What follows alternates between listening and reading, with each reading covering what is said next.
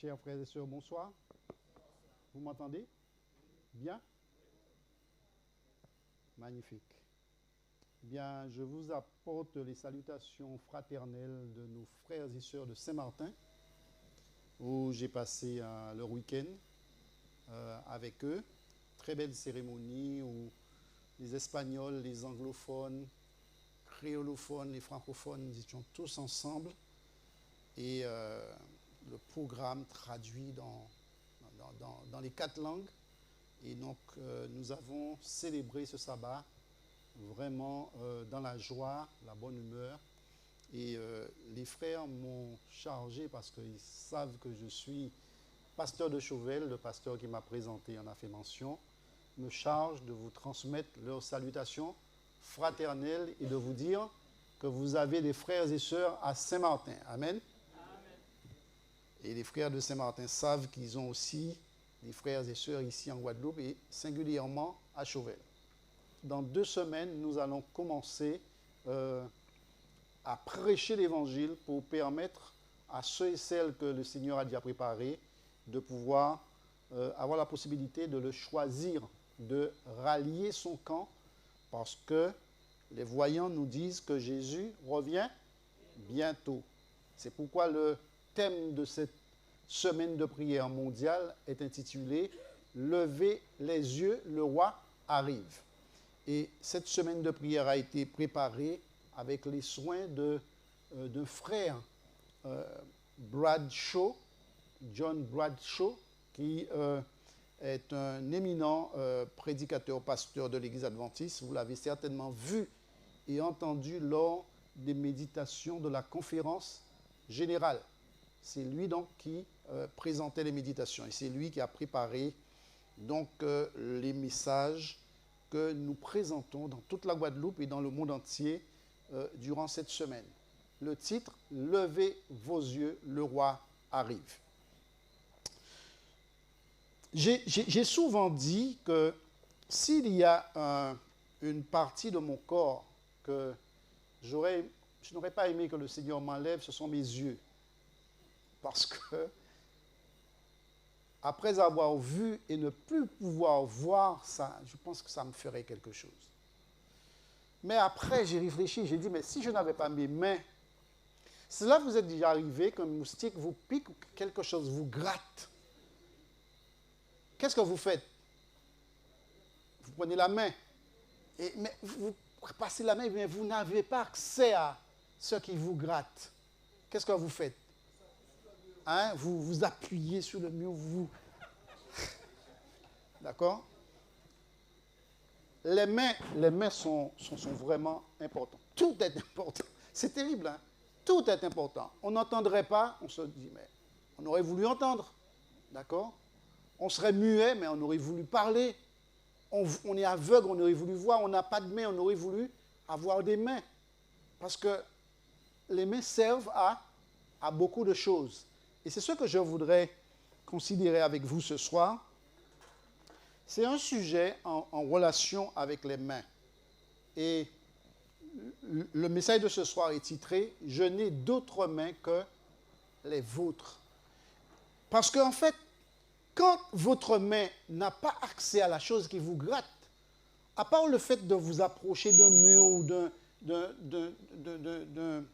je sais pas moi, d'un endroit où vous pouvez vous gratter, qu'est-ce que vous faites? Moi, je mets mon dos tout rond et je dis à Joël, gratte, gratte, gratte. Voyez-vous, ou quelle que soit la personne, ma maman aimait beaucoup faire ça et quand elle me grattait, elle me tapait le dos 3 fois sur le côté gauche, 3 fois sur le côté droit. Il dit, bon, il y a assez. D'accord. Donc, quand ma main ou nos mains n'ont pas accès, qu'est-ce que nous faisons? Eh bien, nous comptons sur les mains des autres. Eh bien, le message de ce soir est titré « Je n'ai d'autres mains que les vôtres ». Et c'est ce que nous avons lu dans Matthieu chapitre 25, versets 39 à 40.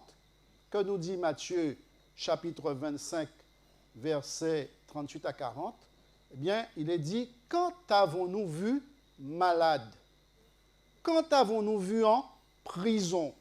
Et sommes-nous allés vers toi? » Et le roi leur répondra, « Je vous le dis en vérité, toutes les fois que vous avez fait ces choses à l'un de ces plus petits, c'est à moi que vous les avez faites.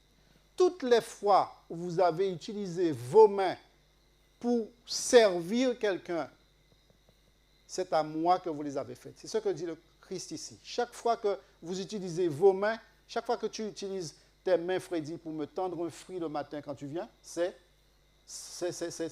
à Dieu que tu l'as fait, d'accord? Et c'est valable pour tout le monde. Chaque fois que nous utilisons nos mains, Dieu compte sur nos mains. Les mains de Dieu nos mains, sont les mains de Dieu. Dieu nous utilise comme ses instruments. C'est ce que nous dit Paul dans 1 Corinthiens chapitre 3, verset 9. Il nous dit, car nous sommes quoi? Nous sommes ouvriers avec Dieu. Et dans 2 Corinthiens 5, verset 20, nous faisons donc les fonctions de quoi? D'ambassadeurs pour Christ, comme si Christ exhortait par nous. Comme si Christ apportait un repas avec ses mains à quelqu'un d'autre. Comme si Christ jouait un morceau de musique pour quelqu'un. Comme si Christ allait faire des courses. Comme si Christ prenait un peigne et pour coiffer une grand-mère, tresser ses cheveux. Comme si Christ prenait des ciseaux pour tailler la barbe de celui qui... Comme si Christ venait et prenait un seau d'eau pour laver quelqu'un qui est sale. Quelqu'un qui est dans la rue et qui est crasseux. Toutes les fois que vous faites ceci, c'est à moi que vous les avez faites parce que nous sommes ouvriers avec Dieu et nous faisons donc fonction d'ambassadeurs pour Christ comme si Dieu exhortait par nous. Les mains de Dieu sont donc comme le prolongement, mes mains ou les vôtres sont comme le prolongement de l'action de Dieu. Et c'est ce que nous dit Marc 16, verset 18. Il dit, ils imposeront les mains aux malades et les malades seront guéris. Qui imposeront les mains aux malades? C'est-à-dire, voilà, mes disciples imposeront les mains aux malades. Mais qui guérit les malades?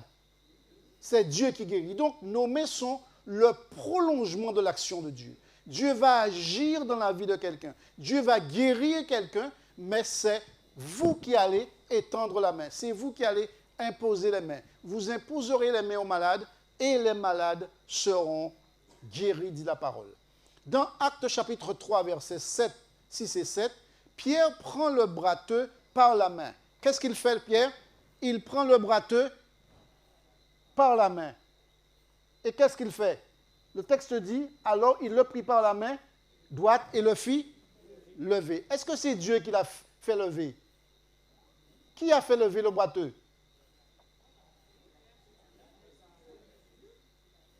S'il est boiteux, c'est qu'il ne marche pas. Qui l'a fait lever? Pierre l'a fait lever et la guérison vient de Dieu. Pierre l'a fait lever, la guérison vient de Dieu. Donc, Pierre et Dieu sont en symbiose. Donc, ils travaillent ensemble. Voilà. Donc, Pierre le prit par la main. C'est pour nous dire que nos mains, les mains de Pierre et les nôtres, sont le prolongement de l'action de Dieu qui va donc guérir le malade. J'aimerais, dans un premier temps, vous inviter à prier. Et nous allons prier pour demander à Dieu de permettre que nos mains soient le prolongement de toutes les actions qu'il veut, qu'il a déjà l'intention de faire. Dieu veut faire beaucoup de choses, mais qu'est-ce qu'il lui faut? Il lui faut des mains. Donc, nous allons demander à Dieu que nos mains soient ses mains, que nos mains soient à son service, d'accord? Que nous soyons, qu'il puisse consacrer nos mains, qu'il puisse consacrer notre être tout entier, justement, pour être le prolongement des différentes actions qu'il veut mener en faveur de ses enfants. Action de bienfaisance, donner à manger, action d'encouragement, prier pour quelqu'un, encourager quelqu'un, aller visiter quelqu'un. Que notre être tout entier et particulièrement les mains soient le prolongement de ce que Dieu veut faire. Nous allons prier et nous allons le faire tous ensemble. Nous allons prier par groupe de deux, demandant à Dieu que les mains de l'Église soient à son service, que les mains de l'Église soient des mains consacrées pour faire du bien à l'humanité. Mettons-nous à genoux dans ce premier temps et prions pour que nos mains soient à Dieu, que nous offrions nos mains à Dieu et que nous puissions demander à Dieu de consacrer nos mains pour sa gloire et pour son honneur. Frères et sœurs, quand nous disons que nos mains sont le prolongement de l'action de Dieu, on peut penser que c'est un message simple. Mais imaginez si toutes les mains des frères et sœurs de l'église de Chauvel se mettaient au service des uns et des autres. Qu'est-ce que cela représenterait? Si toutes les mains de l'église étaient consacrées à Dieu pour servir Dieu, pour servir le prochain. Je ne dis pas que nos mains ne servent pas, elles servent, mais imaginez que toutes les mains se mettaient vraiment en service. Ce n'est pas un message simple, le message est puissant. Et c'est pourquoi nous voyons que Pierre va prendre la main de celui qui est boiteux, et qu'est-ce que Dieu va faire? Dieu va le guérir. Il va imposer les mains, et qu'est-ce que Dieu va faire? Dieu va guérir. Et si toutes nos mains pouvaient faire pareil, que de bien ferions-nous autour de nous, dans le voisinage, dans notre famille, à l'église même? Nous en faisons, mais nous en ferions encore davantage. Et je pense que l'église serait vraiment ce qu'elle est appelée à être, une famille, la famille de Dieu. Amen.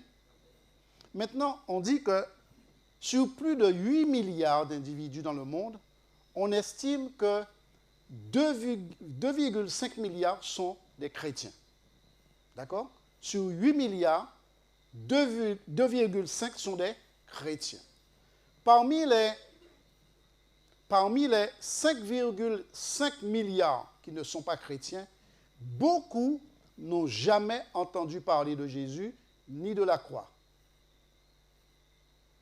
5,5 milliards de personnes sur la planète n'ont jamais entendu parler de Jésus-Christ. Vous vous rendez compte?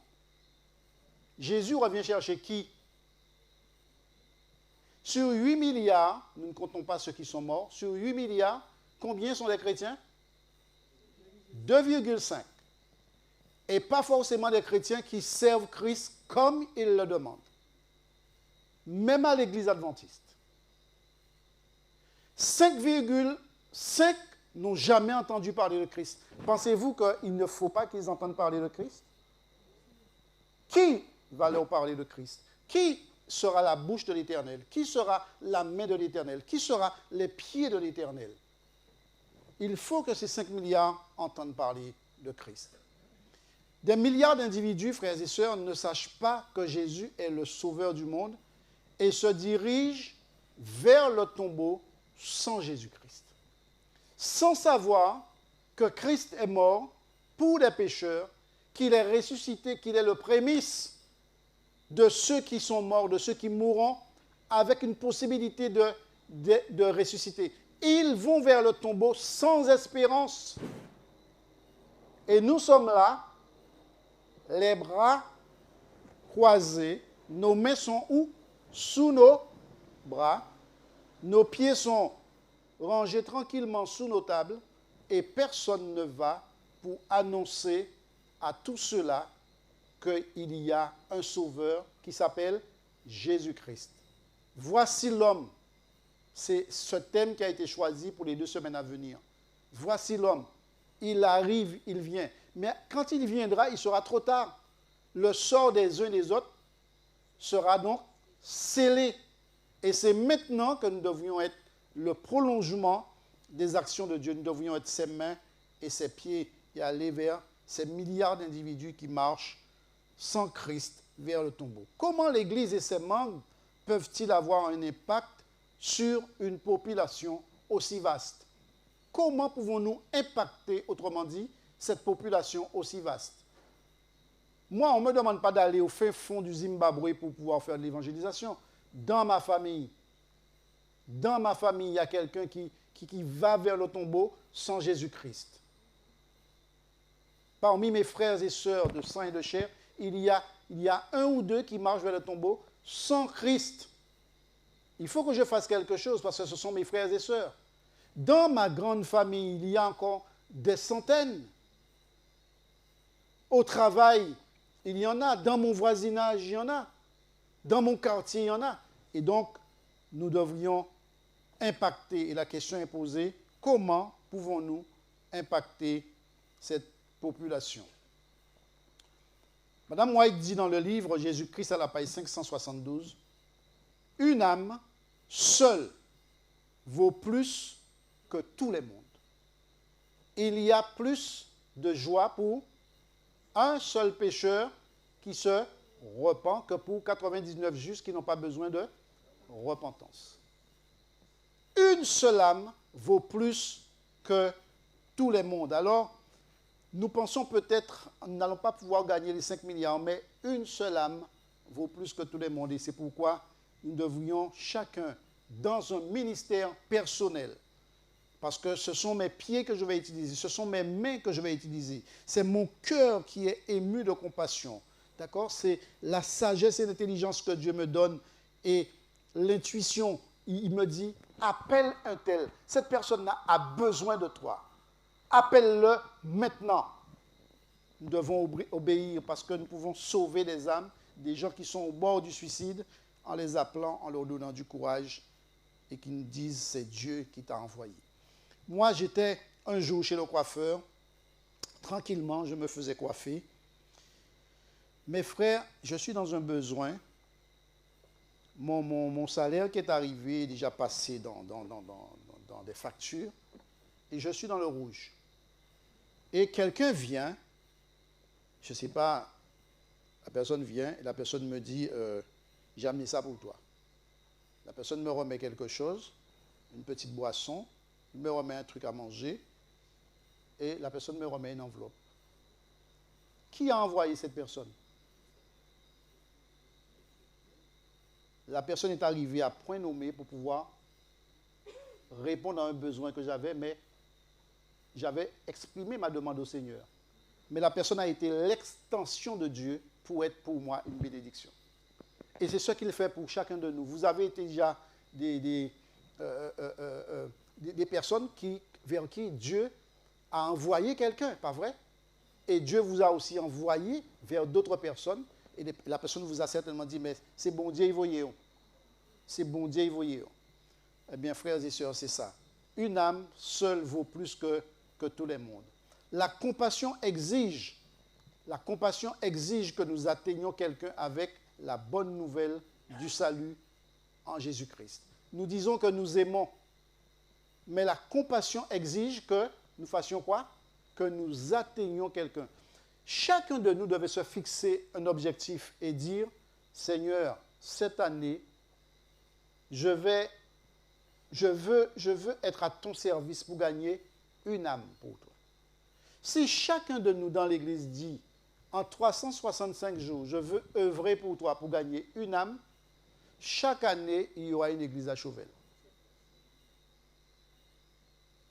C'est impossible, frères et sœurs, que pendant 365 jours, nous trouvions quelqu'un avec laquelle nous allons étudier, nous allons présenter cette personne à Jésus-Christ, nous allons faire du bien à cette personne, nous allons faire un ministère personnel à cette personne, mais nous allons implanter des églises dans chaque quartier de Chauvel. Si nous seulement qui sommes présents là, j'ai compté que nous sommes combien 35 environ. Oui, environ 35.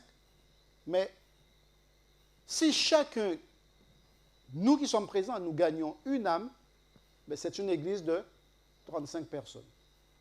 Et l'église de Chauvel, c'est 2 fois 35. Chaque année, nous pouvons implanter une nouvelle église pour le Seigneur. Ce n'est pas la peine de se fixer des objectifs qui ne sont pas atteignables. Est-ce qu'on peut atteindre cet objectif que chacun gagne une âme pour le Seigneur? Si on le lui demande, mais c'est sa volonté, vous pensez qu'il ne va pas placer quelqu'un sur notre route? Il suffit d'être persévérant. Ce n'est pas la peine de courir après plusieurs personnes. On choisit quelqu'un, on étudie avec la personne jusqu'à ce que cette personne donne sa vie à Jésus parce que nous sommes émus de compassion pour cette personne. Amen. Et c'est possible. Et vous verrez que les ministères personnels n'auront pas beaucoup à nous exhorter à aller dans le champ parce que le travail se fait, l'église va croître.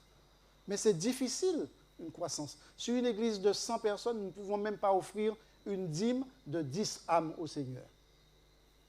Et ce sont toujours les mêmes qui font. Mais engageons-nous Une année va passer, l'Éternel nous a prêté vie. Une année va commencer, bientôt nous allons rentrer en 2026. Engageons-nous à être les mains du Seigneur, à être ses pieds et à atteindre quelqu'un. Dire que cette année, Seigneur, j'ai chanté, oui, j'ai prêché, oui, j'ai nettoyé l'église, oui, mais ce n'est pas ça que tu nous demandes. Ce que tu nous demandes, c'est d'aller, de faire de toutes les nations des disciples. Donne-moi pour ta gloire une âme. Place sur ma route quelqu'un avec qui je vais étudier, je vais présenter l'évangile jusqu'à ce que cette personne-là soit convertie. Si cela se fait, frères et sœurs, nous verrons la joie dans l'église parce que la croissance de l'église sera comme un arbre planté près d'un courant d'eau qui donne son fruit en sa saison. C'est cela. Alors que certains ont vu un homme possédé d'un démon, Jésus, lui, a vu un missionnaire qui, peu de temps après, s'en alla et se mit à publier dans la Décapole tout ce que Jésus avait fait pour lui. Les gens passent, ils voient un démon, ils voient quelqu'un possédé par un démon, et quand il fait, il est. Parce qu'il ne parle pas de démon entrer dans eux, il parle de faire avec monsieur, parce qu'il peut attaquer. Mais quand Jésus le voit, il ne voit pas un homme possédé par un démon, mais qu'est-ce qu'il voit? Il voit un futur missionnaire, celui qui est allé publier dans toute la Décapole ce que Jésus avait fait pour lui. Au puits de Jacob, ce n'était pas une femme venue puiser de l'eau qui se précipita chez elle, mais une servante de l'Évangile s'empressant de répandre la bonne nouvelle et qui a dit « Venez voir un homme qui m'a dit tout ce que j'ai fait, ne serait-ce point le Christ ?» On voyait en elle une prostituée, quelqu'un qui prenait le mari des gens, mais Christ a vu en elle quoi? Une missionnaire. Et elle est allée dire ce que Christ a fait pour elle, et les gens ont dit, eh bien nous allons voir. Et quand les gens sont venus et ont vu, dit, c'est pas parce que tu nous as dit, hein, c'est parce que nous avons vu de nos yeux. Et beaucoup ont accepté l'évangile.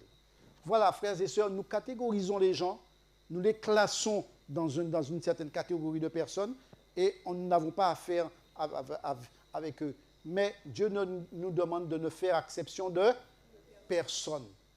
Tous sont ses enfants, et ces deux exemples, nous pouvons nous appuyer dessus pour servir d'exemple.